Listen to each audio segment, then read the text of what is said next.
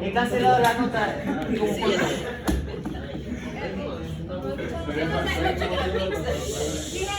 Fíjense aquí una cosa. En el caso anterior, yo les mandé a investigar que qué pasaba cuando nosotros aplicábamos un fármaco. ¿Sí? ¿Sí lo hicieron? Sí. ¿Cómo? ¿Sí? No, nada de eso. Okay. Bueno, al final, ya teniendo las herramientas y este conocimiento, vamos a hacer un ejercicio, a ver si la lógica nos ayuda. Entonces, en el caso de la deshidratación, ¿verdad? Como inicialmente venimos hablando en este tema, nosotros no podemos vivir, ningún organismo, eso no existe, no es compatible con la vida, ¿verdad? Estar más de 3 días sin la ingesta de líquidos, ¿ok? En eso estamos claros. Entonces, los individuos, los seres vivos han desarrollado mecanismos para su para contrarrestar lo que es la deshidratación, y en este caso es la sed, ¿ok? Yo tengo sed. Yo también. Entonces, esto es lo que nos permite el antojo para la ingesta de líquido. Tenemos 3. Hoy vamos a estudiar 3 casos. Y el primero es la sed. Y nos vamos a dar cuenta que al igual que el caso anterior, ¿verdad? Sucede exactamente lo mismo. Un mecanismo, ¿verdad? Puede tener vías alternas que potencien al otro mecanismo. Tenemos la hormona antidiurética y el sistema renina-angiotensina-aldosterona, que se van a dar cuenta que no solamente interviene en los casos de deshidratación, sino que también ayuda a regular lo que son los niveles de presión arterial. Ok. Fíjense, como les dije, tenemos mecanismos para contrarrestar la deshidratación, y uno de estos casos es la sed, el estímulo de la sed. La sed puede venir, se puede producir de manera, puede haber una sed osmótica, eso es por causado, el estímulo es cuando la osmolaridad aumenta, y entonces el receptor dice, oye, se aumentaron, disminuyó la cantidad de líquido, está aumentando la osmolaridad, vamos a buscar la manera de ingerir agua para producir, para que diluyamos la cuestión. ¿Qué pasa cuando comemos, por ejemplo, muchas cosas saladas? Ese es el otro caso. Siempre voy a adelantar. Dios mío. Esa es la sed, ¿cómo es, Evita? Ya te voy a decir, porque esto lo tengo aquí. Ajá. Osmótica. Cuando comes muchos sodio, o sea, sodio, cosas saladas, cosas que te aporten sal. Profe, ¿la sed anterior cómo se llama? Porque también dijo que se llama osmótica. No, ya va. La osmótica es cuando incrementa o sea, hay ausencia hay necesidad de agua. Y esta es cuando consumimos, tenemos el estímulo salado en la boca, entonces ya ese es por, ¿cómo les dije? Osmótica también. Y el otro, perdón, me equivoqué, ya va. Lo que pasa es que esto es nuevo, esto lo investigué hace poco y realmente se los quise traer porque esto, en los libros de fisiología estas cositas no están. Tenemos 2 tipos de sed, la osmótica y tenemos la hipovolémica. Así, la osmótica es por la cantidad de gradientes de solutos disueltos, ¿ok? Cuando la osmolaridad sube, ¿ok? Aumenta, vamos a tener sed. Pero en este caso, la sed hipovolémica es cuando hay ausencia de líquido, ¿ok? Fíjense que son por 2 causas diferentes. Entonces, ¿qué sucede en este caso? Tenemos el mismo osmoreceptor, ¿verdad? Que está ubicado ¿dónde? en el hipotálamo, ahí hay unas estructuras que son bastante especializadas, que se llama la lámina terminal, que se encuentra entre los núcleos supraópticos y paraventriculares. Esa es una parte. Ustedes saben que el sistema nervioso central, ¿verdad?, está constituido por cerebro, bulbo, cerebelo, y hay un líquido cefalorraquídeo, correcto, y ¿qué es lo que hace? Lo protege, lo envuelve. Acuérdense que todo lo que es la parte del sistema nervioso es como una gelatina que se encuentra flotando en el... Exactamente, y que tenemos una barrera hematoencefálica, ¿ok?, que nos separa selectiva a ciertas sustancias. Por ejemplo, cuando hay un incremento en el pH, ¿verdad?, ese plasma no entra, no pasa.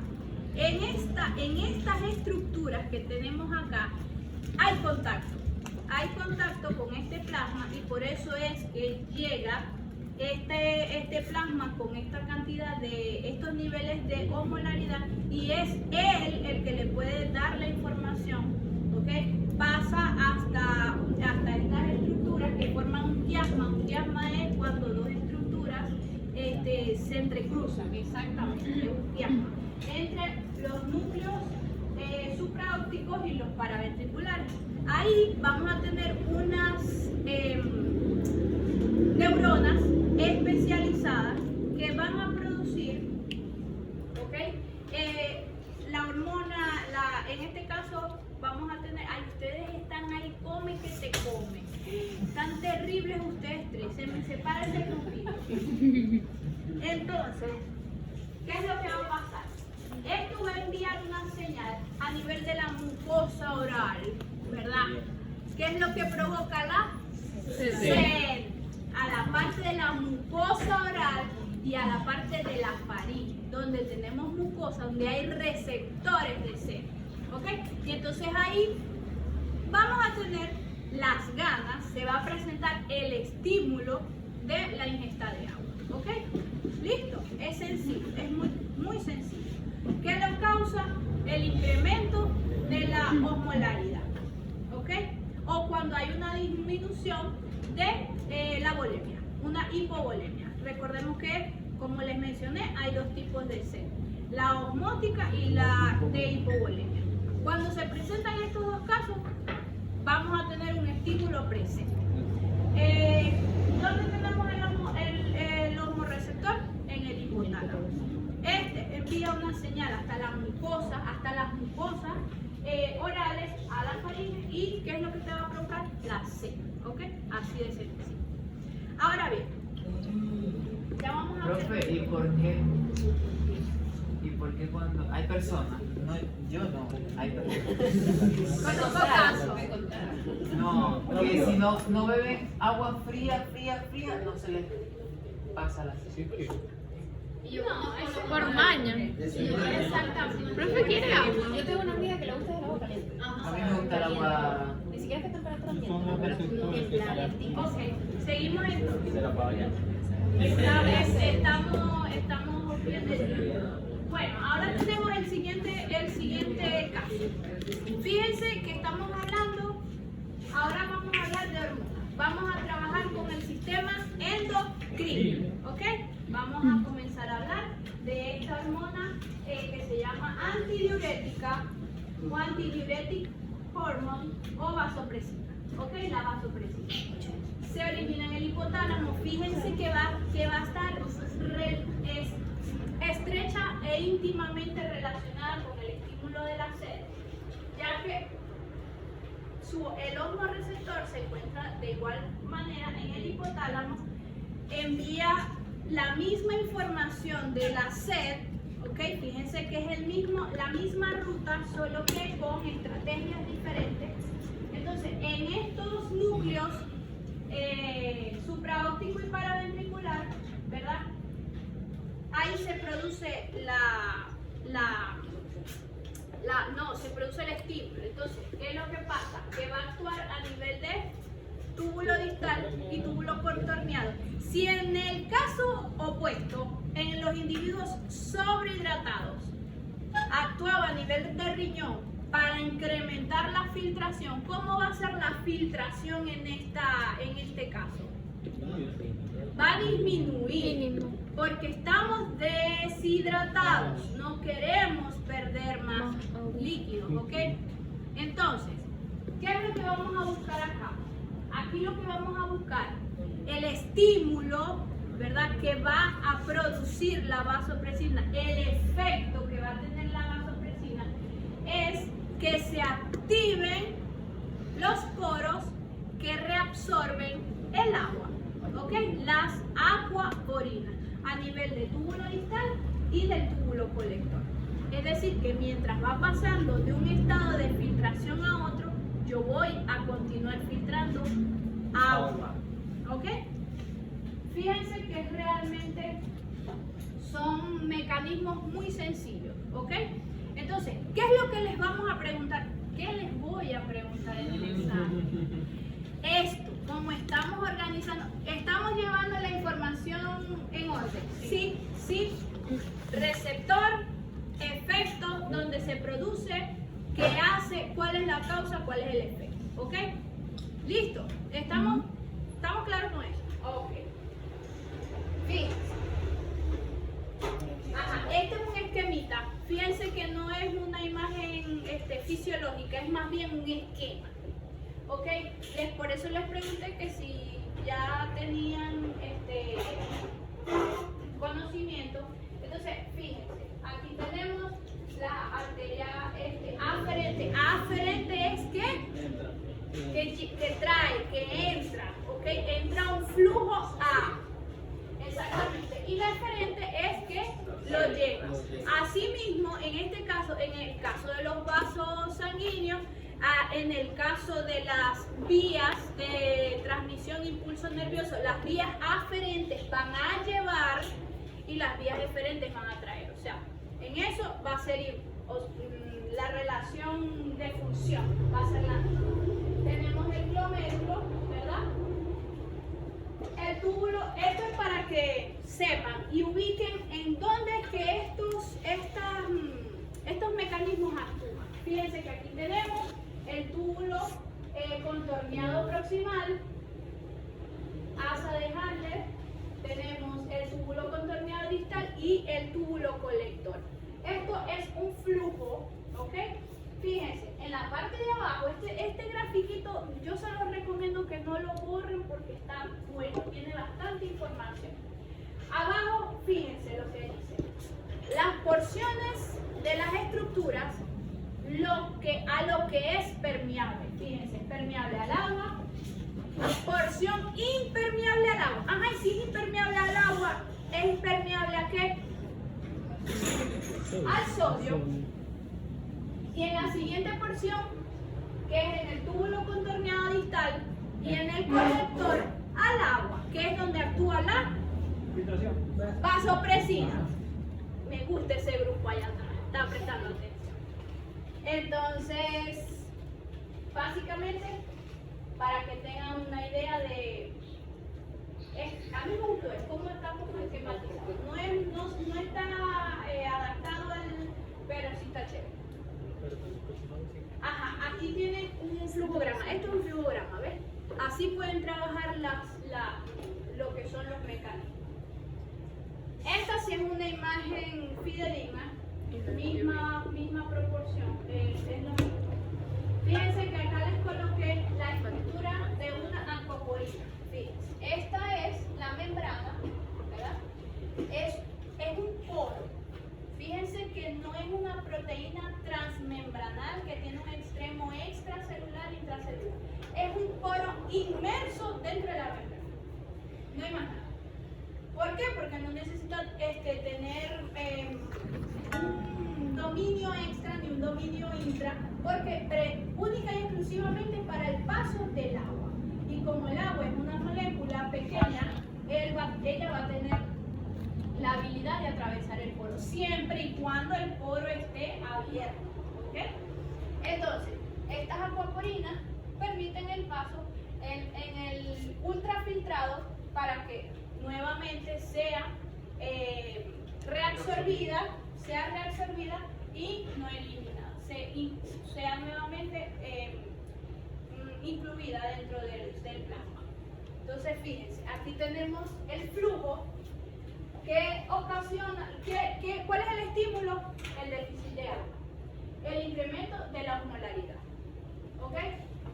Tenemos unos osmorreceptores que van a producir la vasopresina. La vasopresina viaja por vía sérica, ¿verdad? ¿Y qué va a hacer? Incrementar las acuaporinas a nivel del túbulo, colectores y distales. Sencillo, reabsorción de agua, es decir, cero agua excretada. En este caso, ¿cómo será la orina? Poca. Y vamos, densa.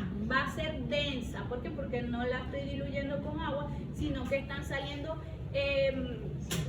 detritos, están saliendo componentes metabólicos, ¿me entienden? Y el agua, que es lo que nos interesa, es lo que estamos reabsorbiendo. ¿Vamos bien? Sí. ¿Sí? ¿Usted está serio? Ah, ya no está serio. Ok, ahora vamos a iniciar con el sistema hormonal renina, angiotensina, aldosterona. Es necesario que rocemos y que conozcamos un poquito lo que es el aparato yuxtaglomerular. Ok, es muy importante porque allí es donde se produce la renina. Fíjense, vamos a iniciar nuevamente con lo mismo. Estamos en los mecanismos de deshidratación. ¿Cuáles van a ser los estímulos? Los mismos. Hay un incremento en la osmolaridad y hay una hipervolemia. Entonces, ¿Hipervolemia? Hipovolemia, creo que me está faltando la glucosa. Ese es el hambre, profe. Ya se me había olvidado un poquito el tema de la... ¿Usted tiene problemas en el hígado? Por ahora creo que no. Porque entonces esa glucosa necesita más. Está malísima. Y les digo, y comí árabe. Estaba más bueno. Ajá, pues estaba bueno. Ok, entonces fíjense. A ver, ¿qué? Tenemos esta estructura. A ver, tenemos esta estructura. ¿Qué será esto? Díganlo todo, ¿sí? Eso, el glomérulo. El glomérulo es la unidad de filtración, de filtrado del aparato. Entonces, fíjense aquí, presten atención con esto, porque esto es preguntar. Fíjense el examen, cuidado no le pongo el dibujito. Aquí no los dejo ver a ustedes, ¿verdad? Vamos a poner, y aquí no los dejo ver a ustedes. De Tim Marín de 2 picos. Ajá, entonces, aquí me voy a quedar, y me perdonan los que les estoy dando la espalda. Entonces, tenemos, ¿verdad? Fíjense que esta es una cascada de eventos que está constituida por varias enzimas y hormonas que al activarse una inmediatamente estimula a la otra. Para que la cascada de eventos se lleve a cabo, hay unas células modificadas de la musculatura lisa de la arteriola aferente que se han adaptado a todo este cambio a nivel de óseos, ¿ok? Es decir, de la concentración, la cantidad de concentración de solutos y sueros. Tenemos entonces que esas células modificadas, fíjense, la flechita indica que entra, entonces entra. Por lógica, están viendo, ahí no está el nombre, pero está la dirección del flujo. Entonces esa dirección me dice que está entrando. Entonces esa es la arteriola aferente, ¿verdad? Fíjense, en esta parte tenemos estas células que se han modificado y que se llaman células glomerulares. Ellas tienen una función especial bastante unas capas, pero son importantísimas porque es ahí donde se sintetiza la renina. ¿Por qué tiene esa cara?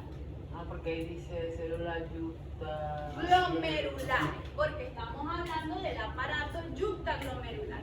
El prefijo yucta significa al lado de, cercano a, junto a. Entonces, como es yucta glomerular, es porque está al lado del Se glomerular. puede decir de dos maneras. Se puede escribir de dos maneras. ¿Cómo? Glomerular o. No, yucta. Glomerular es relacionado al glomérulo. Es el aparato yuctaglomerular. Entonces, fíjense, ¿qué tenemos? La arteriola aferente, la que lleva hacia el glomérulo. Y tenemos la arteriola eferente, la que sale. Tenemos estas células yuctaglomerulares y este es el túbulo distal, ¿ok? En ese túbulo distal, en la parte del endotelio, vamos a tener unas células que se han denominado como mácula densa. ¿Se acuerdan de eso? ¿Sí lo vieron? ¿Sí? Ok. ¿Alguien recuerda cuál es la función de esas células? No la recuerdan. Bueno, esas células son receptores de sodio y de calcio. ¿Ok? Perdón, sodio y cloruro. De sodio y cloro. ¿Qué sucede? Acuérdense que si tenemos sodio, ¿verdad? Al disminuir el sodio, de cierta manera también disminuye, son electrolitos. Y el riñón es sensible a esa variación de osmolaridad. Entonces, ¿qué pasa cuando hay una disminución en estos electrolitos?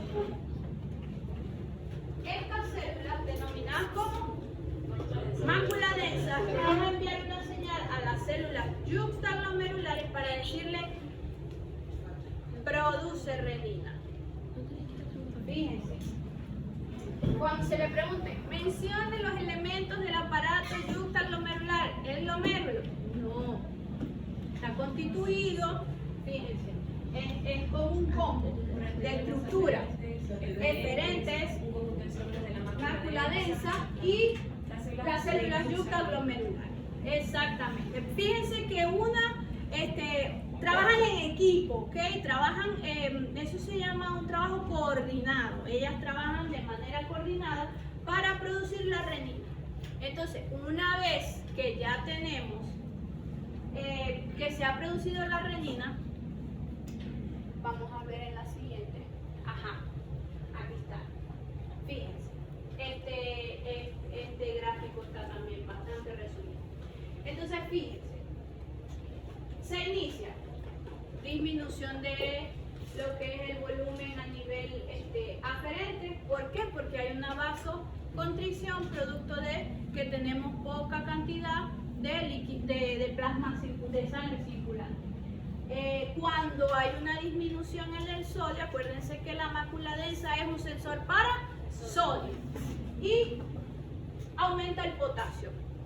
¿Por qué aumenta el potasio? Porque si sale el sodio, aumenta el potasio. O sea, es una relación que vamos a ver que siempre va a ser una relación inversamente proporcional. Entonces, ¿dónde actúa la renina? La renina salió, se fue, viajó, voló, se fue por vía sérica y va a llegar al hígado. En el hígado se va a conseguir a la angiotensina, el angiotensinógeno, ¿ok? Para llegar enzima al sustrato y producir angiotensina 1, ¿ok? En el hígado sencillamente hay un match enzimático donde una va a actuar sobre el otro y va a producir la angiotensina 1. Y de igual manera viaja vía sérica y llega a pulmón. ¿A qué estructura? Específicamente a los alveolos pulmonales, donde se encuentra una enzima llamada enzima convertidora de angiotensina para producir Angiotensina 2. Exactamente. La angiotensina 2, ¿qué va a hacer? Va a estimular a las células adrenales o a las glándulas suprarrenales, en el caso de los bípedos, ¿ok? A producir aldosterona, ¿ok? Esto tiene varios efectos. Tiene los efectos, fíjense, uno de los principales, vasoconstricción. Aquí les voy a decir una cosa. Mientras aquí yo tengo un estímulo, ¿qué pasará con los otros mecanismos? ¿Se estarán activando? Sí. Están trabajando al unísono porque el estímulo es el mismo. El estímulo que está siendo recibido por los sensores, por los receptores, básicamente es el mismo, ¿ok? En eso estamos claros. O sea, que son mecanismos que trabajan en conjunto, pero ojo, por el estímulo de un individuo deshidratado, porque este mismo mecanismo mediado por la aldosterona también funciona para regular presión arterial, pero va a través de otra vía, ¿ok? Entonces, fíjense que son mecanismos, como les dije, que trabajan de manera sistémica, uno junto con el otro. Entonces, son varios mecanismos en donde tienen funciones realmente especializadas. Fíjense que uno estimula, produce el estímulo de la sed, ¿ok? En el caso de la deshidratación, estoy tomando agua, pero hay otro que me está parando la función renal porque me está produciendo vasoconstricción para yo disminuir el filtrado. Pero este también me está ocasionando que el sodio tampoco salga y que haya vasoconstricción. Entonces, fíjense que son una serie de mecanismos que potencian unos con otros. Entonces, bueno, básicamente yo creo que tengo otra diapositiva que también tiene la información de manera bastante organizada. Fíjense, el estímulo de la deshidratación, disminución del nivel de sangre, disminución de la presión, las células yuctaglomerulares producen la renina, va el angiotensinógeno, se produce angiotensina 1, viaja al pulmón, se encuentra con la enzima, se produce angiotensina 2, viaja a lo que es la corteza adrenal o suprarrenal. ¿Qué va a producir? La aldosterona. Que la aldosterona también nos va a desencadenar aumento en la secreción de potasio y de hidrógeno en la orina. O sea, ahí tenemos una serie de mecanismos que lo que nos va es a producir, a tratar de llevar, fíjense que son mecanismos que lo que buscan es el equilibrio. De un individuo sobrehidratado a llevarlo uno a una hidratación normal. Y de un individuo que está deshidratado a recuperar la hidratación. ¿Ok? Básicamente hemos dado por culminado el tema del líquido corporal. ¿Alguna duda?